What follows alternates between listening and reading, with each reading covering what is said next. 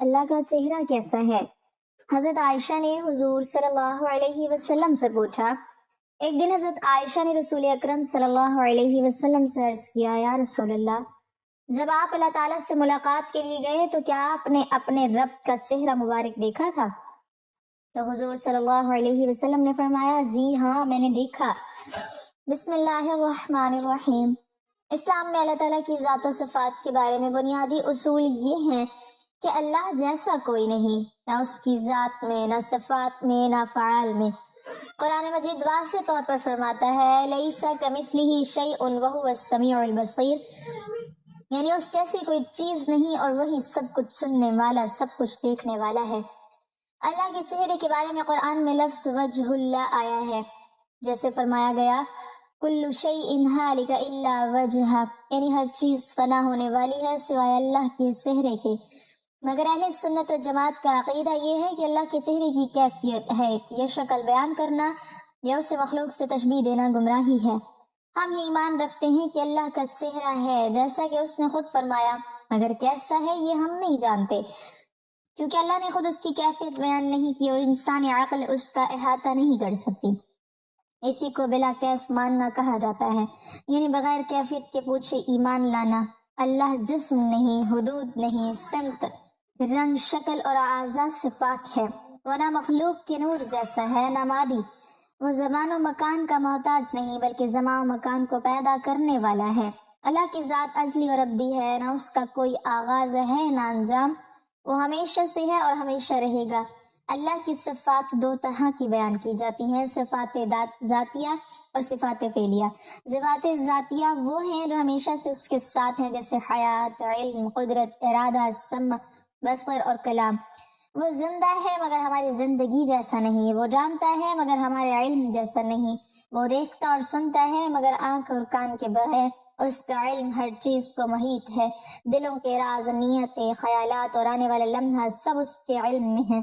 صفات فعلیہ وہ ہیں جو اس کے افعال سے ظاہر ہوتی ہیں، جیسے پیدا کرنا، رزق دینا، زندہ کرنا، مارنا، عزت دینا، ذلت دینا، بخشش کرنا اور پکڑنا، یہ سب اس کی حکمت اور عدل کے مطابق ہیں۔ اللہ نہ ظالم ہے اور نہ ہی مخلوق کو چھوڑ دینے والا، بلکہ وہ رحمان ہے جس کی رحمت ہر چیز پر چھائی ہوئی ہے، اور رحیم ہے جو ایمان والوں پر خاص کرم فرماتا ہے۔ اللہ کے بارے میں صحیح عقیدہ یہی ہے کہ جو کچھ قرآن و سنت میں آیا ہے اس پر ایمان لایا جائے، اس میں کمی بیشی، تشبیہ، تمثیل یا غلط تعویل سے بچا جائے، اور دل میں یہ یقین رکھا جائے کہ اللہ جیسا کوئی نہیں۔ وہ عظمت، جلال، کمال اور حسن کا ایسا کامل مجموعہ ہے جس کا پورا تصور انسانی عقل کبھی نہیں کر سکتی۔ اللہ تعالیٰ کی معرفت کا ایک اہم پہلو یہ ہے کہ بندہ یہ سمجھے کہ اللہ کو دنیا میں آنکھوں سے نہیں دیکھا جا سکتا، کیونکہ آنکھیں محدود ہیں اور اللہ لامحدود ہے۔ نبی کریم صلی اللہ علیہ وسلم نے فرمایا کہ تم میں سے کوئی بھی اپنے رب کو اس وقت تک نہیں دیکھ سکتا جب تک اس کی موت نہ ہو، جبکہ آخرت میں اہل ایمان کو اللہ تعالیٰ کی دیدار کی نعمت عطا کی جائے گی، جیسا کہ قرآن میں آیا ہے، وجوہ یومئذ ناظرہ الی ربہا ناظرہ، یعنی اس دن کچھ چہرے تر و تازہ ہوں گے اور اپنے رب کی طرف دیکھ رہے ہوں گے۔ یہ دیدار کی حقیقت بھی ہماری عقل سے ماورا ہے، مگر اہل ایمان اس پر بغیر کیفیت ایمان رکھتے ہیں۔ اللہ تعالیٰ نہ تھکتا ہے، نہ سوتا ہے، نہ اونگتا ہے۔ قرآن میں فرمایا گیا، لا تأخذہ سنۃ ولا نوم، یعنی نہ اسے اونگ آتی ہے نہ نیند، وہ ہر لمحہ کائنات کو سنبھالے ہوئے ہے۔ آسمان اور زمین کا ایک ذرہ بھی اس کے حکم کے بغیر حرکت نہیں کرتا، وہ بندوں کے حالات سے بے خبر نہیں، مظلوم کی آہ سنتا ہے، ٹوٹے ہوئے دل کی فریاد جانتا ہے، اور دل میں اٹھنے والی وہ بات بھی جان لیتا ہے جو زبان تک نہیں آتی۔ اللہ تعالیٰ کی رحمت اس کے غضب پر غالب ہے، وہ معاف کرنے کو پسند فرماتا ہے، توبہ کرنے والے بندے سے محبت کرتا ہے، اور گناہوں کے باوجود بندے کو مہلت دیتا ہے تاکہ وہ پلٹ آئے۔ قرآن میں فرمایا گیا، ان اللہ یحب التوابین، یعنی بے شک اللہ توبہ کرنے والوں سے محبت کرتا ہے، مگر ساتھ ہی اللہ عادل بھی ہے، وہ ظلم کو پسند نہیں کرتا، اور جس نے حد سے تجاوز کیا اس سے حساب بھی لے گا۔ اللہ تعالیٰ بندے سے اس کی رگِ جان سے بھی زیادہ قریب ہے، مگر یہ قرب مادی نہیں بلکہ علم، قدرت اور احاطے کا قرب ہے، جیسا کہ فرمایا گیا وَنَحْنُ أَقْرَبُ إِلَيْهِ مِنْ حَبْلِ الْوَرِيدِ، یعنی ہم انسان کے شہ رگ سے بھی زیادہ قریب ہیں۔ بندہ جب تنہائی میں بھی گناہ کرتا ہے تو اللہ اسے دیکھ رہا ہوتا ہے، اور جب خاموشی میں دعا کرتا ہے تو اللہ اسے سن رہا ہوتا ہے۔ اللہ کی معرفت کا حاصل یہ ہے کہ انسان کے دل میں اس کی عظمت کا خوف اور اس کی رحمت کی امید ایک ساتھ پیدا ہو جائے۔ یہی توازن ایمان کی روح ہے۔ جو اللہ کو اس طرح پہچان لیتا ہے وہ تکبر سے بچ جاتا ہے، گناہ سے ڈرتا ہے اور مصیبت میں بھی نا امید نہیں ہوتا، کیونکہ وہ جانتا ہے کہ اس کا رب سب کچھ دیکھنے والا، سننے والا اور ہر حال میں قادر ہے۔ ایک مرتبہ نبی کریم صلی اللہ علیہ وسلم اپنے صحابہ کے ساتھ سفر میں تھے۔ رات کا وقت تھا، آسمان بالکل صاف تھا اور ستارے پوری آب و تاب سے چمک رہے تھے۔ آپ صلی اللہ علیہ وسلم نے اچانک قافلہ رکوا دیا اور فرمایا آسمان کی طرف دیکھو۔ صحابہ نے سر اٹھایا تو خاموشی چھا گئی۔ آپ صلی اللہ علیہ وسلم نے فرمایا یہ ستارے، یہ وسعت، یہ خاموشی خود نہیں بن گئی، ان سب کا ایک پیدا کرنے والا ہے جو اکیلا ہے، جس کا کوئی شریک نہیں۔ پھر آپ صلی اللہ علیہ وسلم نے زمین سے ایک کنکر اٹھایا، اسے ہاتھ میں رکھا اور فرمایا اگر ساری دنیا کے لوگ جمع ہو کر اس کنکر میں زندگی ڈالنا چاہیں تو نہیں ڈال سکتے، مگر میرا رب بغیر کسی سہارے کے مردہ زمین کو زندہ کر دیتا ہے، اندھیری رات سے روشن صبح نکالتا ہے اور ایک لمحے میں سب کچھ بدل دیتا ہے۔ اسی لمحے ایک شخص جو دل میں شک لیے ہوئے تھا کانپ اٹھا اور عرض کیا یا رسول اللہ صلی اللہ علیہ وسلم، یہ سب سن کر دل گواہی دینے لگا ہے کہ اللہ واقعی ایک ہے اور سب پر قادر ہے۔ آپ صلی اللہ علیہ وسلم نے فرمایا یہی اللہ کی پہچان ہے کہ اس کی عظمت دلوں کو جھکا دیتی ہے، اس کا جلال و غرور توڑ دیتا ہے اور اس کی وحدانیت عقل کو خاموش کر دیتی ہے۔ وہ اکیلا ہے، اسے کسی کی ضرورت نہیں، سب اسی کے محتاج ہیں، نہ اس جیسا کوئی ہے، نہ اس کے حکم کو کوئی روک سکتا ہے۔ جب وہ چاہتا ہے تو ناممکن ممکن ہو جاتا ہے، اور جب وہ پکڑ کرتا ہے تو طاقتور بھی بے بس ہو جاتا ہے۔ یہی وہ رب ہے جس کی بڑائی آسمانوں سے بلند، جس کا جلال زمین و آسمان پر چھایا ہوا، اور جس کی وحدانیت ہر سچے دل پر خود بخود ظاہر ہو جاتی ہے۔ اللہ تعالیٰ نے تمام انبیاء علیہ السلام کو معجزات سے نوازا جو اس بات کی تصدیق کرنے کے لیے کافی تھے کہ یہ شخص کوئی عام آدمی نہیں، بلکہ اس کے ساتھ اللہ تعالیٰ کی ساری قوتیں شامل ہیں۔ اس کے ہاتھ سے ان ناممکن چیزوں کا صدور ہو سکتا ہے جس کے بارے میں دوسرے لوگ سوچ بھی نہیں سکتے۔ اللہ تعالیٰ نے حضرت محمد صلی اللہ علیہ وسلم کو بھی مختلف معجزات عطا فرمائے، جن میں سے آپ کا زندہ و تابندہ معجزہ قرآن مجید ہے۔ لیکن قرآن مجید کے بعد آپ صلی اللہ علیہ وسلم کو ایک ایسا منفرد معجزہ عطا فرمایا گیا جس کی نظیر تاریخ انسانی میں کہیں نہیں ملتی، اور یہ معجزہ معراج کے نام سے جانا جاتا ہے۔ معراج النبی صلی اللہ علیہ وسلم کا واقعہ انسانی عظمت اور سربلندی کا نقطہ عروج ہے۔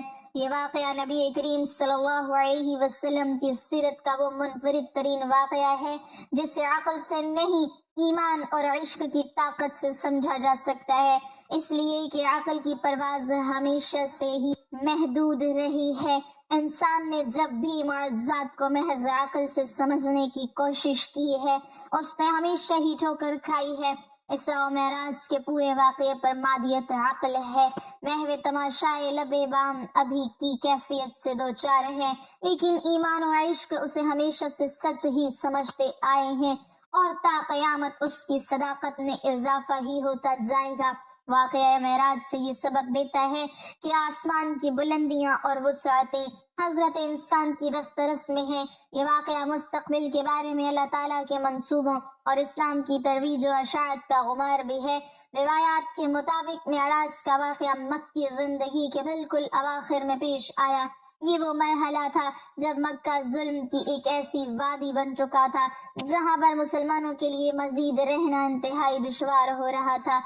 نبی اکرم صلی اللہ علیہ وسلم کے دو مادی سہارے حضرت ابو طالب اور حضرت خدیجہ الکبریٰ رضی اللہ تعالی عنہ یکی بعد دیگر انتقال فرما چکے تھے۔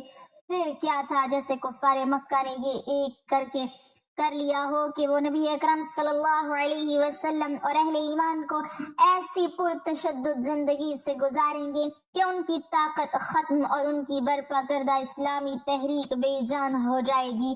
مکے والوں سے مایوس ہو کر حضور صلی اللہ علیہ وسلم طائف گئے، لیکن وہاں کے باشندوں نے بدسلوکی کی، بربریت اور ظلم کی وہ داستان رقم کی کہ انسانیت کا سر شرم سے جھک گیا۔ یہ وہ پس منظر تھا جس میں واقعہ معراج پیش آیا، جو اس بات کی طرف اشارہ تھا کہ اے محمد صلی اللہ علیہ وسلم، گھبرانے کی کوئی ضرورت نہیں۔ اگر وقتی طور پر فرش والے آپ کے ساتھ نہیں ہیں تو کوئی بات نہیں، عرش والا تو ہر حال میں آپ کے ساتھ ہے۔ اس کے ساتھ ہی اللہ تعالیٰ کفار مکہ اور سرداران طائف کو یہ بتانا چاہتے تھے کہ اللہ تعالیٰ کی بے پناہ قوت حضرت محمد صلی اللہ علیہ وسلم اور ان کی برپا کردہ تحریک کے ساتھ ہے۔ وہ اللہ جو انہیں ایک رات میں مکہ المکرمہ سے بیت المقدس اور بیت المقدس سے ملا اعلیٰ تک لے جا سکتا ہے، اس کی طاقت کے سامنے تمہاری طاقت ایک رائی کے دانے کے برابر حیثیت نہیں رکھتی۔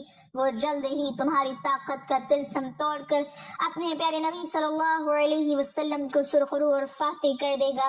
اس واقعے کے اندر حضرت محمد صلی اللہ علیہ وسلم کے لیے بھی بہت زیادہ تسلی و تشفیع کا سامان تھا۔ اس واقعے سے یہ واضح کرنا مقصود تھا کہ جس اللہ نے آپ صلی اللہ علیہ وسلم کو کائنات کے لیے ہادی و رہنما بنا کر مبعوث فرمایا ہے، اس کی مدد قدم قدم پر آپ صلی اللہ علیہ وسلم کے ساتھ ہے۔ وہ مشکل کے لمحات میں آپ کو اپنے ہاں شرف باریابی عطا فرما کر ساری کائنات کو آپ کی عظمت سے آگاہی دے رہا ہے، اور یہ بتا رہا ہے کہ جہاں پر آپ کے قدم مبارک پہنچے ہیں وہاں پر نہ تو کوئی نبی پہنچا ہے اور نہ ہی کوئی نورانی فرشتہ اور نہ ہی کوئی جن و انس وہاں تک جانے کی سکت رکھتا ہے۔ اس واقعے نے حضور صلی اللہ علیہ وسلم کو عملی طور پر امام الانبیاء کے رتبے پر بھی فائز کر دیا، اس لیے کہ معراج ہی کی رات تمام انبیاء علیہم السلام نے آپ صلی اللہ علیہ وسلم کی اقتداء میں نماز ادا کرنے کا شرف حاصل کیا تھا۔ واقعہ معراج کی تفاصیل قرآن مجید کے علاوہ احادیث اور سیرت کی کتابوں میں منقول ہے، لیکن میرے نزدیک اس کے دو پہلو انتہائی اہمیت کے حامل ہیں۔ اس کا ایک پہلو تو وہ تحائف ہیں جو حضور صلی اللہ علیہ وسلم کو اپنی امت کے لیے عطا ہوئے، اور دوسرے وہ مشاہدات ہیں جو نبی صلی اللہ علیہ وسلم کو اس لیے کرائے گئے تاکہ مسلمان ان کی روشنی میں اپنی زندگی کا نظام استوار کر سکیں۔ واقعہ معراج کے دوران نبی اکرم صلی اللہ علیہ وسلم کے مشاہدات مسلمانوں کے اعمال و افعال کی اصلاح میں بہت زیادہ ممد و معاون ہو سکتے ہیں۔ یہ مشاہدات یہ درس دیتے ہیں کہ نیک اعمال کرنے والوں کے لیے اللہ تعالیٰ کی رحمتیں، عنایتیں اور برکتیں اس دنیا سے لے کر عالم آخرت تک جاری و ساری رہتی ہیں، جبکہ برے اعمال کا ارتکاب کرنے والے دنیا و آخرت میں اللہ تعالیٰ کے غضب کے مستحق قرار پاتے ہیں۔ یوں تو حضور صلی اللہ علیہ وسلم کو معراج کی رات بہت زیادہ تحفے عطا ہوئے، لیکن اس امت کے حوالے سے 4 تحفے انتہائی اہمیت کے حامل ہیں۔ ان میں سے پہلا تحفہ اس اعلان کا ہے کہ آپ کی امت میں سے جو شخص بھی توحید الہی پر قائم رہے گا اور اسی پر اس کی موت آئے گی، اللہ تعالیٰ کا وعدہ ہے کہ وہ ضرور اس کی مغفرت فرمائے گا۔ دوسرا تحفہ اس رحمت کے اعلان کا ہے کہ جو بھی نیکی کا ارادہ کرے گا اس کے لیے ایک نیکی لکھ دی جائے گی، اور اگر وہ اس نیکی کو کر لے گا تو اس پر 10 گنا ثواب دیا جائے گا۔ اس کے بالمقابل جو برائی کا ارادہ کرتا ہے اس کے نام اعمال میں کچھ بھی نہیں لکھا جاتا، لیکن اگر وہ برائی کر لیتا ہے تو ایک ہی برائی اس کے نام اعمال میں لکھی جائے گی، اور توبہ کرنے کی صورت میں اسے بھی بخش دیا جائے گا۔ تیسرا تحفہ 50 نمازوں کا ہے جو حضرت موسیٰ علیہ السلام کی بار بار تلقین کے بعد بارگاہ عزدی میں پیش کے بعد کمی ہو کر صرف 5 رہ گئیں، اور چوتھا تحفہ سورہ بقرہ کی آخری آیات کا ہے جو براہ راست حضور صلی اللہ علیہ وسلم پر نازل فرمائی گئیں۔ اگر دیکھا جائے تو یہ چاروں تحفے ایک سے بڑھ کر ایک ہیں۔ توحید پر مبنی زندگی اور اسی پر موت قابل رشک ہونے کے ساتھ ساتھ اللہ تعالیٰ کی ابدی جنت اور اس کی ہمیشہ کی رضا کا باعث ہے۔ نیکی کے ارادے پر ہی اجر اور اسے اختیار کرنے پر بے انتہا ثواب، اور اس کے بالمقابل برائی کے ارادے پر کسی بھی سزا سے توقف، اور برائی پر اتنا ہی گناہ جتنی اس کی مقدار ہے۔ یہ اللہ کے کرم کی وہ نشانی ہے جس کا کوئی بھی مقابلہ نہیں کر سکتا۔ سورہ بقرہ کی آخری 2 آیات کی شان ہی نرالی ہے کہ وہ بغیر کسی واسطے کے براہ راست عطا ہوئیں، جیسے محب اپنے محبوب سے ملاقات کے وقت اسے کوئی نرالا تحفہ پیش کرتا ہے۔ سبحان اللہ، اس کی عظمت کا کیا کہنا۔ اور جہاں تک 5 نمازوں کا تعلق ہے، کہنے کو تو وہ 5 ہی رہ گئی ہیں، لیکن اللہ تعالیٰ کا یہ بھی وعدہ ہے کہ جو بھی انہیں خشوع و خضوع کے ساتھ ادا کرے گا اسے ثواب 50 ہی کا دوں گا۔ یاد رکھیے کہ معراج کا سب سے بڑا تحفہ نماز ہے، جو مخلوق کو اللہ سے جوڑنے کا بہترین ذریعہ ہے، لیکن افسوس کا مقام ہے کہ مسلمانوں کی اکثریت اس پیغام کو بھول چکی ہے۔ معراج کی شب حضور صلی اللہ علیہ وسلم نے جنت اور جہنم میں جو مشاہدات کیے، اگرچہ وہ تمثیلی انداز میں تھے، لیکن ان کے اندر ہماری روزمرہ کی زندگی کے لیے بہت سے اسباق ہیں۔ آپ صلی اللہ علیہ وسلم نے مشاہدہ کیا کہ کچھ لوگوں کی کھیتیاں سدا بہار ہیں، جو خزاں سے آشنا نہیں ہیں، ان میں ہر وقت اضافہ ہی ہوتا جا رہا ہے۔ پوچھنے پر معلوم ہوا کہ یہ مجاہدین فی سبیل اللہ ہیں، جن کا اجر بڑھتا ہی چلا جاتا ہے۔ پھر دیکھا کہ کچھ لوگ ایسے ہیں جن کے سر ایک بھاری بھرکم پتھر سے کچلے جا رہے ہیں۔ پوچھا یہ کون ہیں؟ تو بتایا گیا کہ یہ وہ لوگ ہیں جو اپنی نمازوں میں سستی کرتے تھے۔ کچھ اور لوگوں کا مشاہدہ کرایا گیا جن کے کپڑوں پر پیوند ہی پیوند لگے ہوئے تھے۔ بتایا گیا کہ یہ وہ بدبخت ہیں جو اپنے مال سے زکوٰۃ و صدقات تک بھی نہیں دیتے تھے۔ پھر ایک ایسے شخص کا مشاہدہ کرایا گیا جو لکڑیوں کا ایک بھاری بھرکم گٹھا اٹھانے کی کوشش کر رہا ہے، اور جب اسے نہیں اٹھا سکتا تو اس میں سے کچھ کم کرنے کی بجائے اس میں مزید ڈال دیتا ہے۔ پوچھا یہ کون احمق ہیں؟ بتایا گیا یہ وہ شخص ہے جس کے پاس پہلے ہی امانتوں کا وزن زیادہ تھا، جنہیں وہ پورا نہیں کر سکتا تھا، لیکن وہ انہیں کم کرنے کی بجائے ان میں اور اضافہ کرتا جاتا تھا۔ کچھ ایسے لوگوں کو بھی دیکھا جن کی زبانیں اور ہونٹ تیز کینچیوں سے کاٹے جا رہے تھے۔ معلوم ہوا کہ یہ آگ لگانے والے فتنہ باز خطیب اور مقررین تھے۔ آپ صلی اللہ علیہ وسلم نے یہ بھی مشاہدہ کیا کہ ایک بڑا سا بیل ایک باریک سے سوراخ میں گھسنے کی کوشش کر رہا ہے، جو کہ ناممکن سی بات ہے۔ پوچھا یہ کیا ماجرا ہے؟ عرض کیا گیا یہ اس شخص کی مثال ہے جو غیر ذمہ دارانہ بات کرتا ہے، جس سے ہر طرف فتنہ برپا ہو جاتا ہے، لیکن بعد میں نادم ہو کر اس کی تلافی کرنا چاہتا ہے، جو ممکنات میں سے نہیں ہے۔ ایسے لوگوں کو بھی دیکھا جو اپنا گوشت کاٹ کاٹ کر کھا رہے تھے۔ معلوم ہوا یہ وہ لوگ ہیں جو دوسروں کو تانے دیتے تھے۔ پھر ایسے لوگوں کو بھی دیکھا جو اپنے تانبے کے لمبے لمبے ناخنوں سے اپنے منہ اور سینے کے گوشت کو نوچ رہے تھے۔ پوچھا یہ کون ہے؟ تو معلوم ہوا کہ یہ وہ لوگ ہیں جو دوسروں کی پیٹھ پیچھے برائیاں بیان کرتے تھے۔ ایسے بدبخت بھی دیکھے جن کے ہونٹ اونٹوں کی طرح تھے اور وہ آگ کھا رہے تھے۔ جبرائیل علیہ السلام نے بتایا کہ یہ وہ لوگ ہیں جو یتیموں کا مال ناجائز طور پر ہڑپ کر جاتے تھے۔ ایسے لوگوں پر بھی گزر ہوا جن کے پیٹوں میں لاتعداد سانپ موجود تھے اور وہ اپنی جگہ سے حرکت بھی نہ کر سکتے تھے۔ ہر گزرنے والا انہیں اپنے پاؤں تلے روندتا تھا۔ یہ سود کا کاروبار کرنے والے تھے۔ کچھ ایسے لوگ بھی نظر آئے جن کے سامنے تازہ اور نفیس گوشت بھی ہے اور بدبودار اور پرتعفن گوشت بھی، لیکن یہ تازہ گوشت کو چھوڑ کر بدبودار گوشت کھا رہے ہیں۔ بتایا گیا کہ یہ وہ مرد و خواتین ہیں جنہیں حلال بیویاں اور شوہر حاصل تھے، لیکن انہوں نے حرام کی وادی میں قدم رکھ کر اپنی خواہشات پوری کی۔ پھر ایسی عورتوں کو بھی دیکھا جنہیں ان کی چھاتیوں کے بل لٹکا دیا گیا تھا۔ بتایا گیا یہ وہ بدبخت عورتیں ہیں جنہوں نے اپنے خاوند سے ایسے بچے منسوب کر دیے جو ان کے نہیں تھے۔ یہ حقیقت بھی اپنی جگہ اٹل ہے کہ سائنس جس قدر ترقی کر رہی ہے، اسی انداز سے معراج کے واقعے کی صداقت سامنے آ رہی ہے، اور علم و فلسفہ کے ماہرین خالق کائنات کی طاقتوں کو سمجھنے میں آسانیاں محسوس کر رہے ہیں۔ بہت سے مسلمان استفسار کرتے ہیں کہ کیا حضور صلی اللہ علیہ وسلم نے شب معراج کو اللہ تعالیٰ کا دیدار کیا ہے؟ حضور نبی اکرم صلی اللہ علیہ وسلم کا دیدار الہی کرنے کا ثبوت قرآن کریم سے ملتا ہے۔ قرآن کریم کی جس آیت سے رسول اللہ صلی اللہ علیہ وسلم کی دیدار الہی کا انکار کیا جاتا ہے وہ بعض لوگوں کی زبردستی ہے۔ یہی حال حضرت عائشہ صدیقہ رضی اللہ تعالی عنہ کی روایت کا ہے۔ دونوں پر مختصر غور کیا جاتا ہے۔ قرآن و سنت سے جو چیز ثابت ہے وہ ہے دیدار خداوندی، اور نفی میں پیش کی جانے والی آیت میں ہے آنکھوں کے ادراک کی نفی، حالانکہ دیکھنے اور ادراک میں فرق ہے۔ ارشاد خداوندی ہے نگاہیں اس کا احاطہ نہیں کر سکتی، اور وہ سب نگاہوں کا احاطہ کیے ہوئے ہے، اور وہ بڑا باریک بین، بڑا باخبر ہے۔ امام رازی رحمہ اللہ تعالیٰ کی اس تفسیر میں لکھتے ہیں آیت کا مطلب ہے کہ تمام آنکھیں اس کا ادراک نہیں کر سکتی۔ اس کا فائدہ یہ ہے کہ بعض آنکھیں دیکھ سکتی ہیں، دیکھی جانے والی چیز کی جب حد اور انتہا ہو اور دیکھنے والی نظر تمام حدود، اطراف اور انتہاؤں کو گھیر لے تو گویا اس نظر نے اس چیز کو گھیر لیا۔ اس دیکھنے کو ادراک کہا جاتا ہے، لیکن جب نظر دیکھی جانے والی چیز کے اطراف کا احاطہ نہ کرے تو اس دیکھنے کا نام ادراک نہیں ہوتا۔ خلاصہ یہ ہے کہ دیکھنا ایک جنس جس کے نیچے دو انواع ہیں، ایک دیکھنا احاطے کے ساتھ اور دوسرا دیکھنا بلا احاطہ کیے۔ صرف احاطے والے دیکھنے کو ادراک کہا جاتا ہے، پس ادراک کی نفی سے دیکھنے کی ایک قسم کی نفی ثابت ہوئی، اور ایک نوع کی نفی سے جنس کی نفی نہیں ہوتی۔ بس اللہ کے ادراک کی نفی سے اللہ کے دیکھنے کی نفی لازم نہیں آتی۔ امام قرطبی فرماتے ہیں ادراک کا مطلب ہے گھیر لینا اور حد کھینچنا، جیسے مخلوق دیکھی جا سکتی ہے، اللہ کا دیکھنا ثابت ہے۔ خلاصہ یہ کہ قرآن کی آیت سے اور ام المومنین حضرت عائشہ صدیقہ رضی اللہ تعالی عنہ کے قول سے دیدار الہی کی نفی رسول اللہ صلی اللہ علیہ وسلم سے ثابت نہیں ہوتی۔ آیت کا مطلب ہے کہ تمام آنکھیں اس کو نہیں دیکھ سکتی، یا یہ کہ آنکھیں اللہ کا احاطہ نہیں کر سکتی، اور ظاہر ہے کہ دیکھنا اور ہے، احاطہ کرنا اور ہے۔